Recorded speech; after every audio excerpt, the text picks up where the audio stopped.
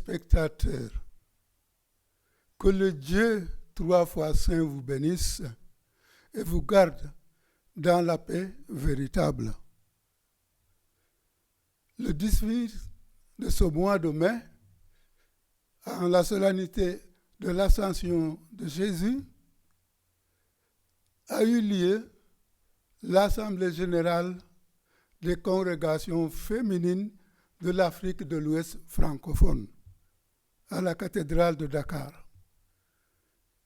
La cérémonie était présidée par son Excellence Monseigneur Benjamin Ndiaye. Nous vous donnons la première partie de la messe d'ouverture. Suivons.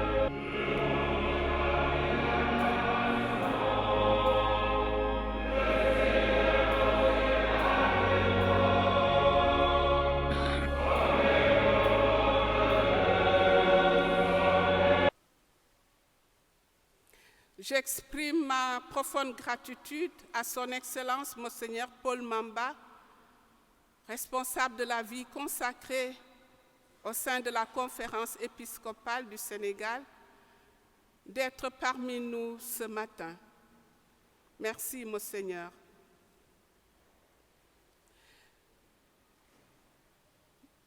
Ma gratitude au Père Michael, secrétaire à la nonciature apostolique de Dakar, représentant le nonce absent de Dakar. Cher Père, vous voudrez bien traduire notre reconnaissance au nonce apostolique pour sa sollicitude à notre égard. Toute notre gratitude à Madame le ministre du Pétrole et des Énergies, Madame Sophie Gladima.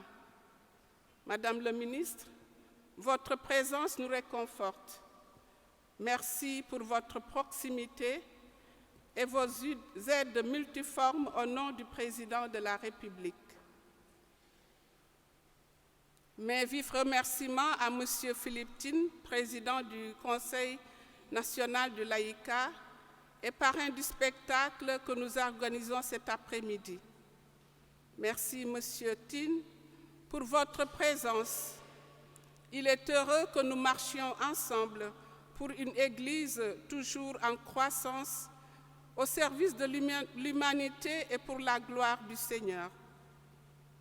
Je profite de l'occasion pour remercier tous les fidèles laïcs et d'une manière spéciale Madame Marie-Angélique Savané, qui malgré ses contraintes familiales a voulu être là avec nous ce matin. Merci Madame Savané.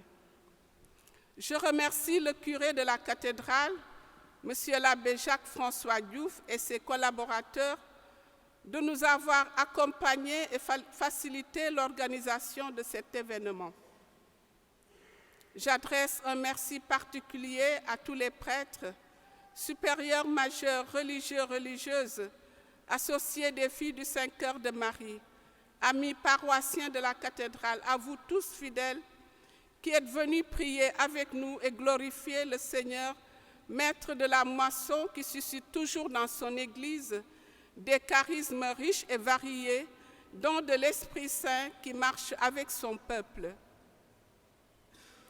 Excellence, Monseigneur Benjamin, j'aimerais vous présenter les différentes congrégations, membres de Anima Una, venus des 7 pays de l'Afrique de l'Ouest francophone. Pour le Bénin, nous avons 3 congrégations. Les sœurs oblates catéchistes, petites servantes des pauvres.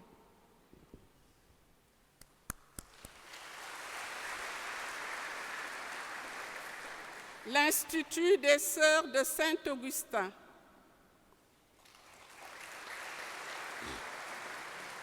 Les servantes de la lumière du Christ. Pour le Burkina Faso, nous avons 3 congrégations.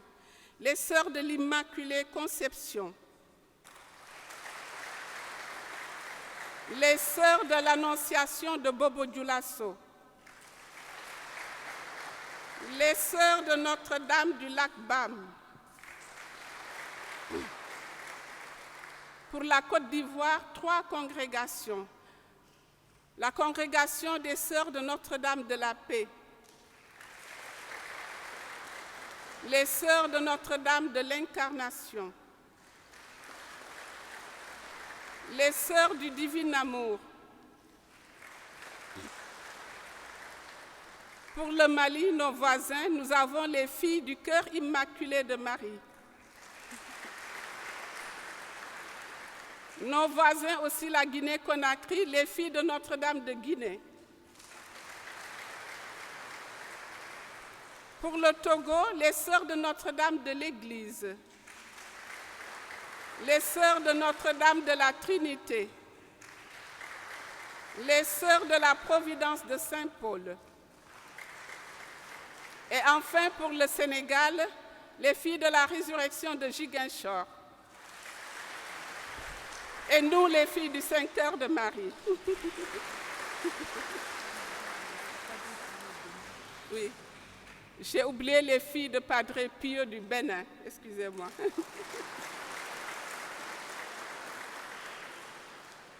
Révérende mère et assistante des congrégations membres de Anima Una, bienvenue au Sénégal. Dalen ak Jàmm au pays de la Teranga. En cette 23e assemblée qui suit la célébration du jubilé d'or des 50 ans de Anima Una à Abidjan, nous avons choisi de travailler autour du thème « Femmes consacrées au service de la fraternité pour une conversion écologique intégrale ». Je souhaite que cette Assemblée Dakar 2023 porte des fruits d'une conversion écologique intégrale pour le bien de nos églises et de nos sociétés. Sur ce, je déclare ouverte la 23e Assemblée générale de Anima Una Dakar 2023.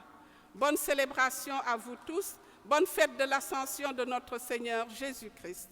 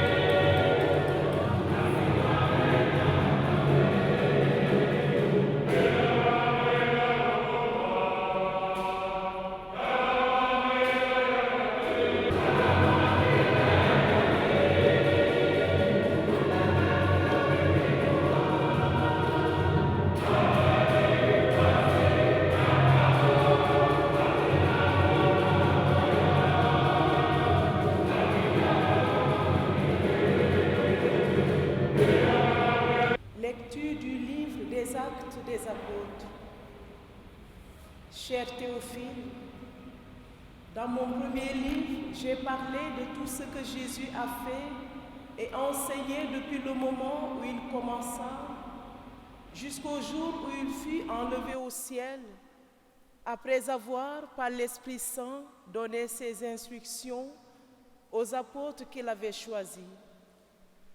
C'est à eux qu'il s'est présenté vivant après sa passion. Il leur en a donné bien des preuves, puisque pendant 40 jours, il leur est apparu et leur a parlé du royaume de Dieu. Au cours du repas qu'ils prenaient avec eux, il leur donna l'ordre de ne pas quitter Jérusalem, mais d'y attendre que s'accomplisse la promesse du Père. Il déclara: « Cette promesse, vous l'avez entendue de ma bouche. Alors que Jean a baptisé avec l'eau, vous, c'est dans l'Esprit Saint que vous serez baptisés d'ici peu de jours. » Ainsi réunis, les apôtres l'interrogeaient: « Seigneur, est-ce maintenant le temps où tu vas rétablir le royaume pour Israël ?» Jésus leur répondit: « Il ne vous appartient pas de connaître les temps et les moments que le Père a fixés de sa propre autorité. Mais vous allez recevoir une force quand le Saint-Esprit viendra sur vous. Vous serez alors mes témoins à Jérusalem, dans toute la Judée et la Samarie, et jusqu'aux extrémités de la terre. » Après ces paroles, tandis que les apôtres le regardaient, il s'éleva et une nuée vint le soustraire à leurs yeux. Et comme ils fixaient encore le ciel où Jésus s'en allait, voici que devant eux se tenaient deux hommes en vêtements blancs qui leur dirent: « Galiléens, pourquoi restez-vous là à regarder vers le ciel? C'est Jésus qui a été enlevé au ciel d'auprès de vous, viendra de la même manière que vous l'avez vu s'en aller vers le ciel. » Parole du Seigneur.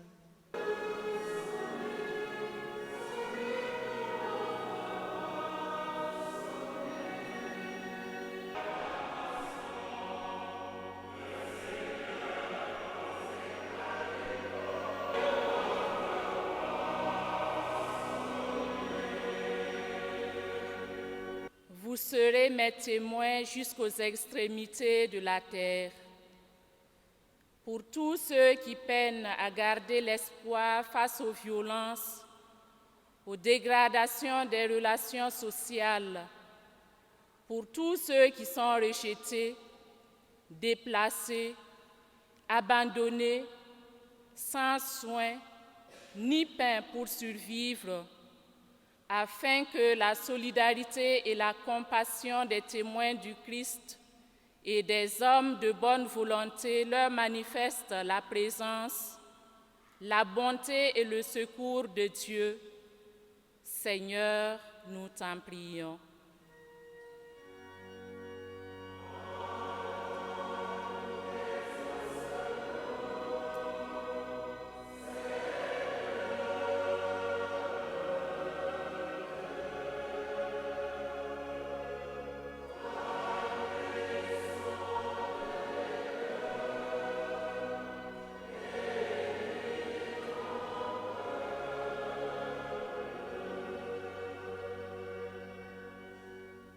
Allez de toutes les nations, faites des disciples.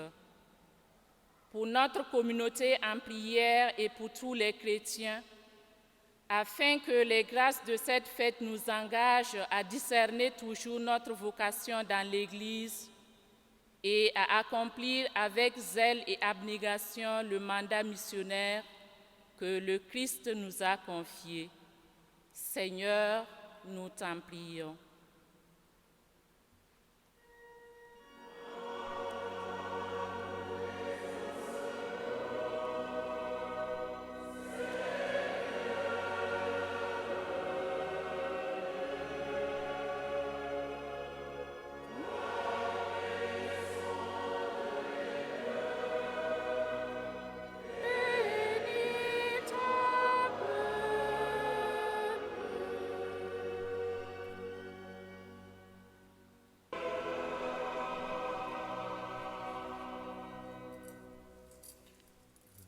Seigneur soit avec vous.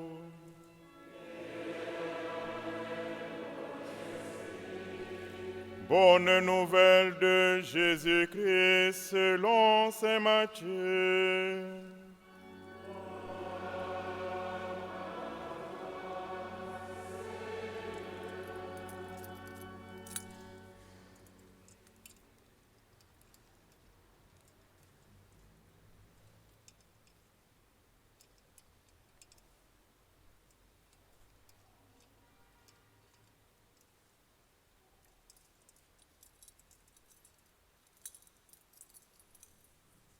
En ce temps-là, les 11 disciples s'en allèrent en Galilée, à la montagne où Jésus leur avait ordonné de se rendre. Quand ils le virent, ils se prosternèrent, mais certains eurent des doutes. Jésus s'approcha d'eux et leur adressa ces paroles. Tout pouvoir m'a été donné au ciel et sur la terre. Allez, de toutes les nations, faites des disciples, baptisez-les au nom du Père et du Fils et du Saint-Esprit. Apprenez-leur à observer tout ce que je vous ai commandé. Et moi, je suis avec vous tous les jours jusqu'à la fin du monde.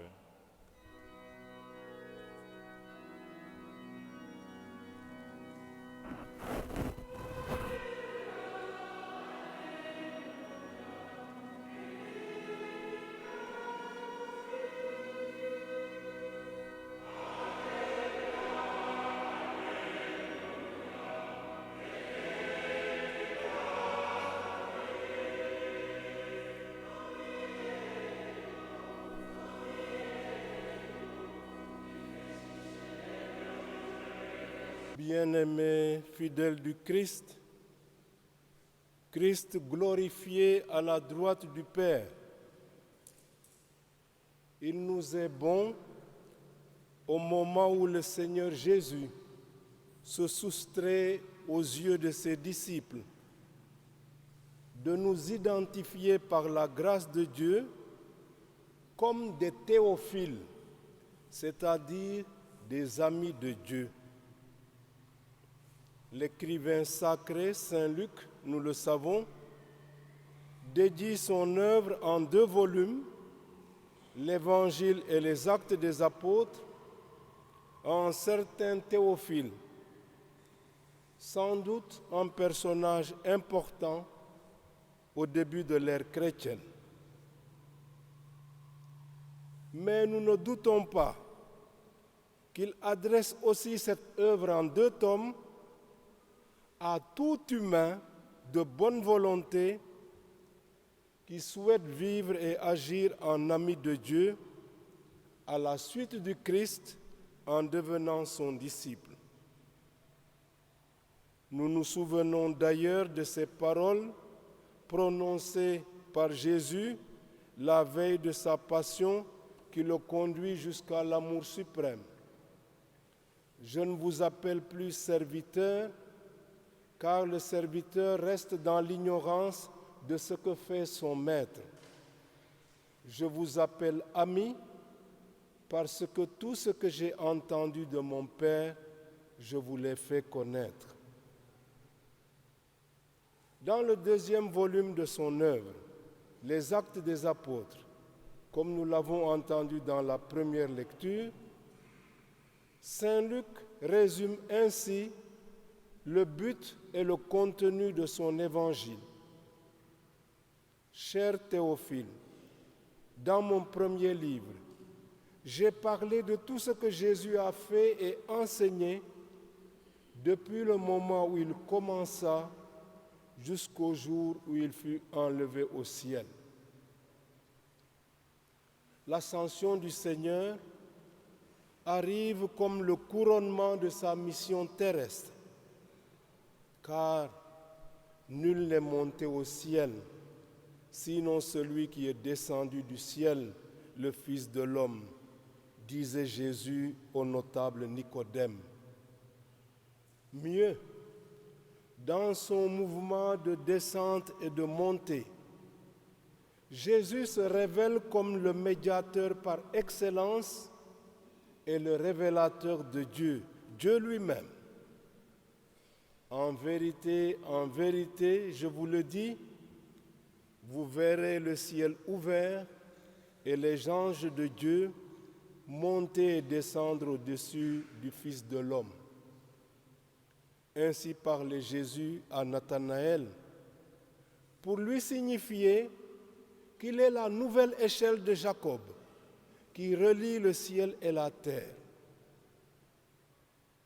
En montant au ciel, Jésus ne s'évade pas de notre condition humaine. Assis désormais à la droite de Dieu, il est notre intercesseur auprès du Père. Il nous attire vers le Père. Tout en affirmant avec clarté l'ascension du Seigneur Jésus au ciel, l'écrivain Saint Luc insiste sur les recommandations de Jésus, sur ses faits et gestes antérieurs, ses instructions, ses apparitions pendant 40 jours, ses directives et la promesse du Père. Tout ceci comme des précautions pour permettre aux disciples de vivre l'avènement de l'Esprit Saint qu'il leur promet. Cette promesse, vous l'avez entendue de ma bouche. Alors que Jean a baptisé avec de l'eau, vous, c'est dans l'Esprit Saint que vous serez baptisés d'ici peu de jours. Or, l'attente des disciples paraît plutôt fébrile, à la limite même anachronique.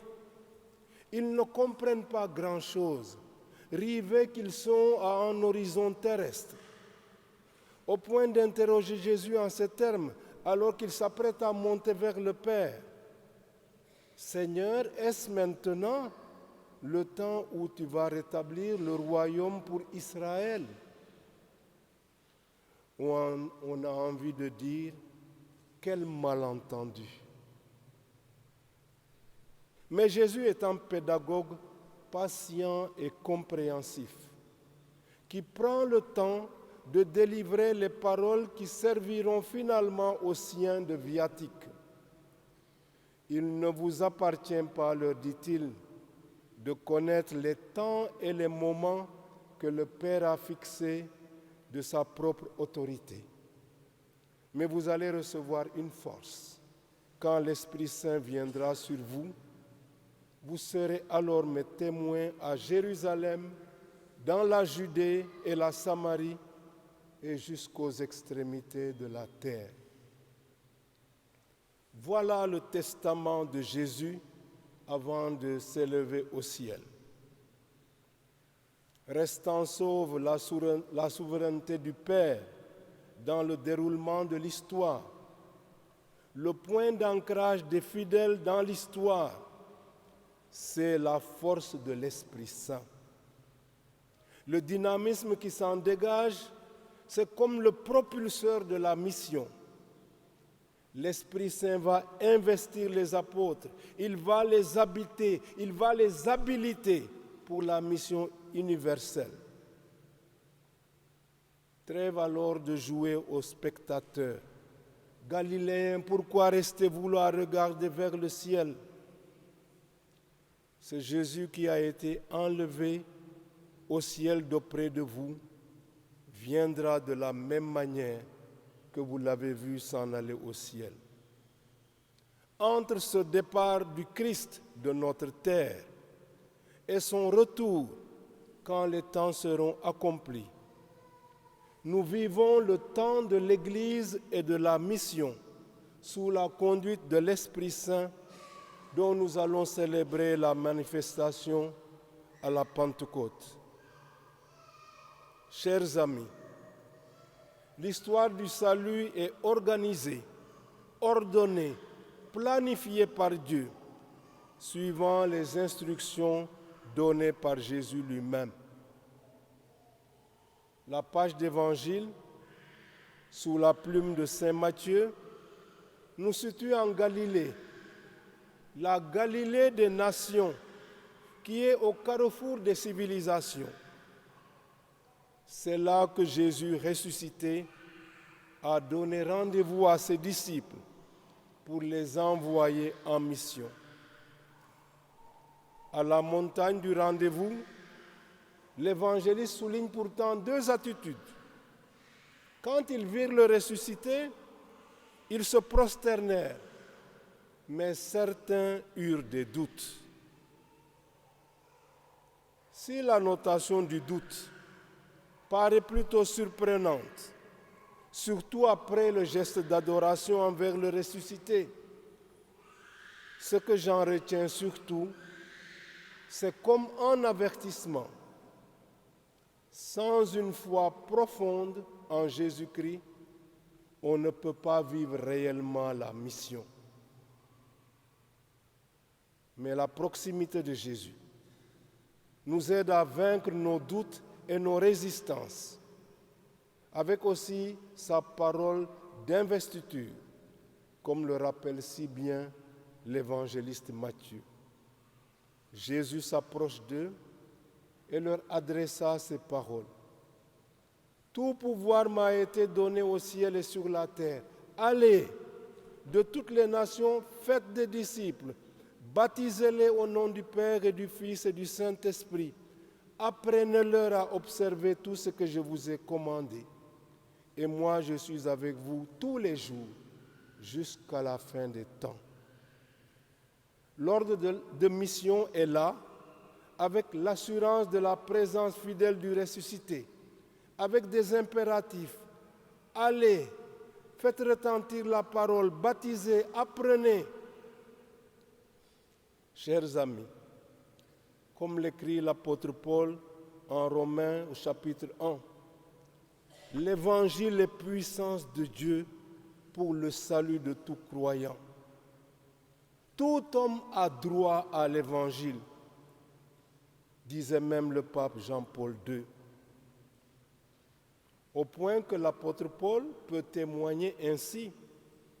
Annoncer l'Évangile n'est pas pour moi un motif d'orgueil.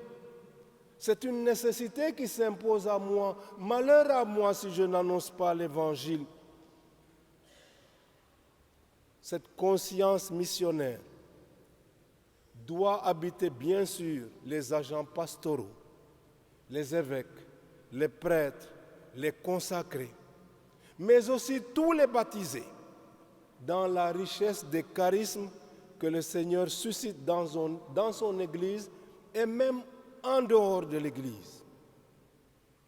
Car les semailles d'Évangile peuvent revêtir différentes formes et impliquer divers acteurs, pourvu que tout se passe dans la communion et l'unité, car les charismes sont ordonnés à la cohésion du corps ecclésial tout entier,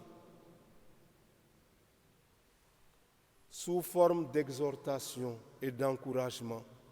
L'apôtre Paul, dans la deuxième lecture, nous partage des prières de bénédiction, comme pour nous assurer de la présence bienfaisante du Seigneur Jésus à nos côtés.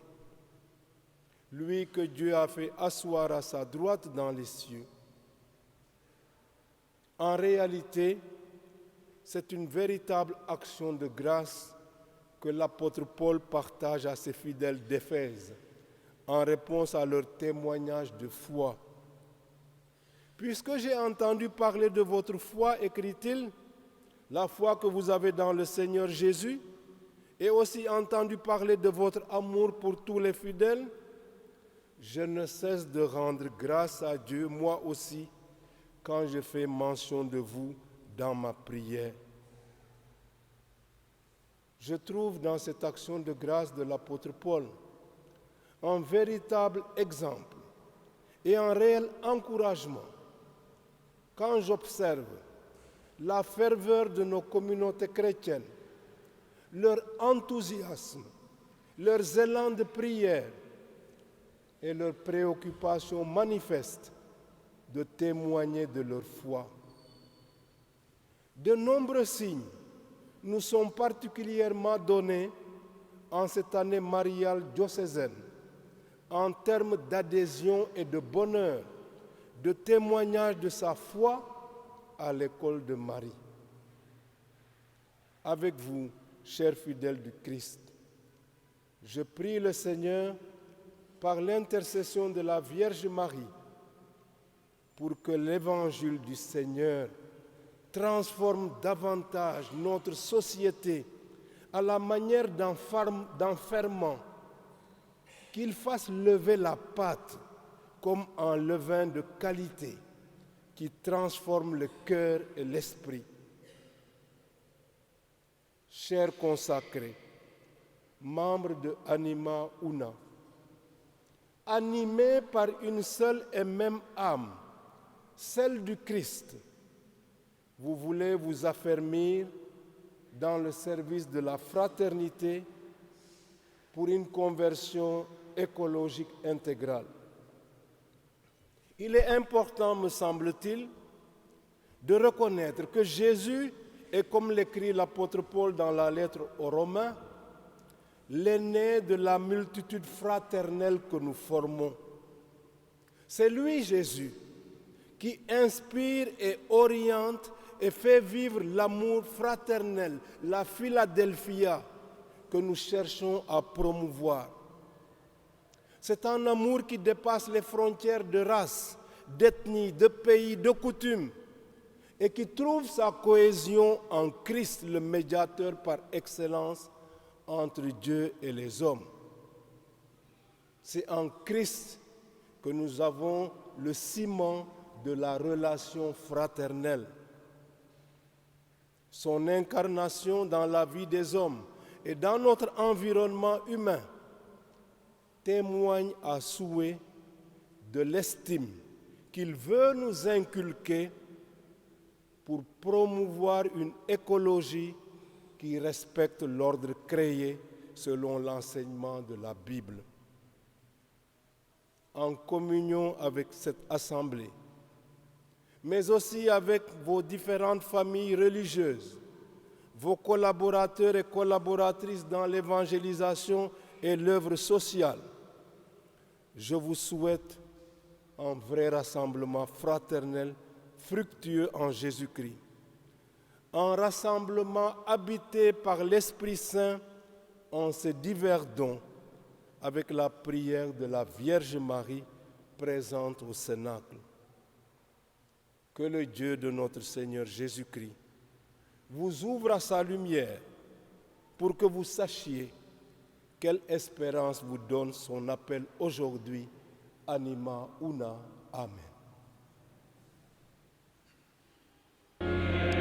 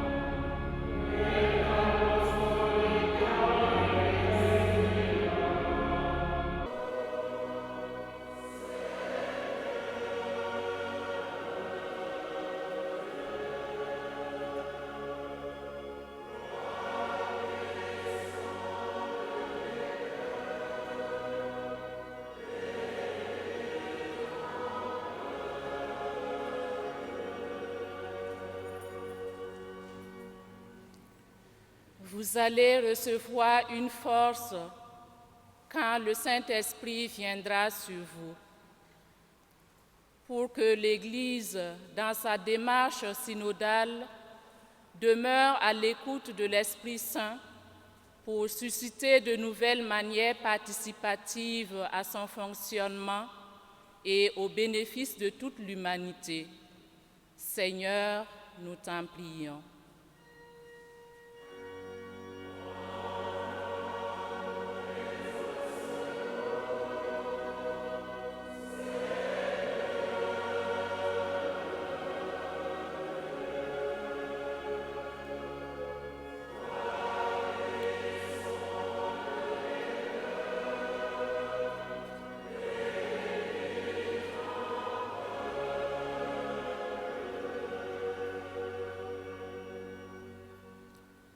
Votre vocation vous a tous appelés à une seule espérance.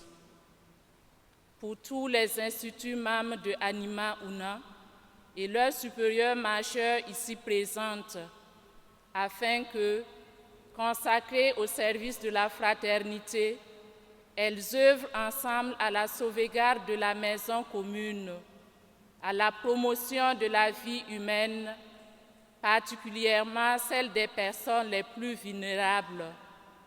Seigneur, nous t'en prions.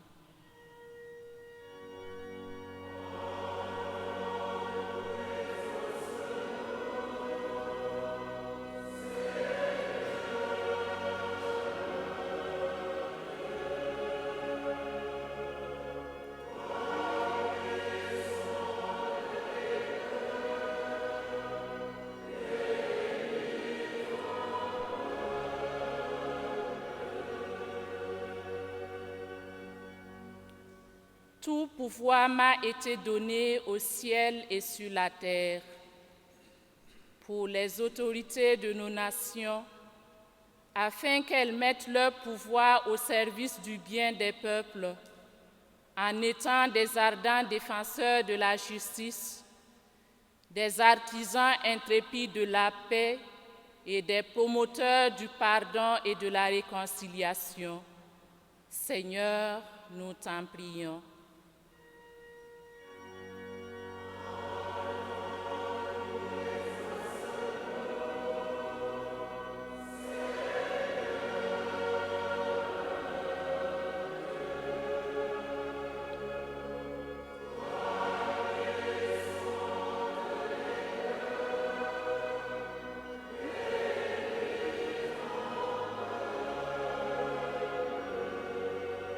Lecture de la lettre de Saint Paul apôtre aux Éphésiens. Frères, que le Dieu de notre Seigneur Jésus-Christ, le Père dans sa gloire, vous donne un esprit de sagesse, qui vous le révèle et vous le fasse vraiment connaître. Qu'il vous ouvre à sa lumière pour que vous sachiez quelle espérance vous ouvre son appel, la gloire sans prix de l'héritage que vous partagez avec les fidèles, et quelle puissance incomparable il déploie pour nous les croyants. C'est l'énergie, la force, la vigueur qu'il a mise en œuvre dans le Christ quand il l'a ressuscité d'entre les morts et qu'il l'a fait asseoir à sa droite dans les cieux.